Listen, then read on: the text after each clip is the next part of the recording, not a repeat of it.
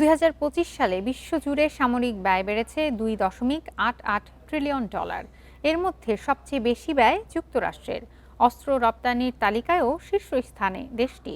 এদিকে সামরিক খাতে ব্যয় বাড়াতে গিয়ে শিক্ষা ও স্বাস্থ্যের মতো গুরুত্বপূর্ণ খাতে ব্যয় কমিয়ে দিচ্ছে বিভিন্ন দেশ। বিশ্বজুড়ে সামরিক ব্যয় নিয়ে প্রতিবেদন প্রকাশ করেছে স্টকহোম আন্তর্জাতিক শক্তি গবেষণা সংস্থা SIPRI।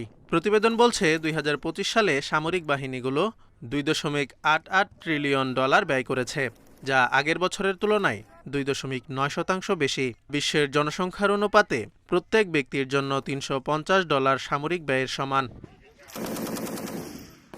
২০২৫ সালে সামরিক খাতে সবচেয়ে বেশি ব্যয় করেছে যুক্তরাষ্ট্র। দ্বিতীয় বিশ্বযুদ্ধের পর থেকে প্রতি বছরই এই তালিকার শীর্ষে দেশটি। দ্বিতীয় ও তৃতীয় স্থানে চীন ও রাশিয়া, আর জার্মানি ও ভারত চতুর্থ ও পঞ্চম স্থানে। শীর্ষ ৫ দেশের ব্যয় বিশ্বের মোট সামরিক ব্যয়ের অর্ধেকের বেশি, ৫৮%। তবে সব দেশ একই গতিতে সামরিক ব্যয় করছে না। অল্প কিছু দেশ সামরিক খাতে মাথাপিছু $2,000 থেকে $5,000 ব্যয় করে, তবে বেশিরভাগ দেশের ব্যয় $100 থেকে $500 নিচে। গত ২০ বছরে সামরিক ব্যয় বাড়ানোর ক্ষেত্রে শীর্ষ ৩ দেশ কাতার, ইসরায়েল ও নরওয়ে। শুধু সামরিক ব্যয় নয়, অস্ত্র বিক্রির ক্ষেত্রেও শীর্ষে যুক্তরাষ্ট্র।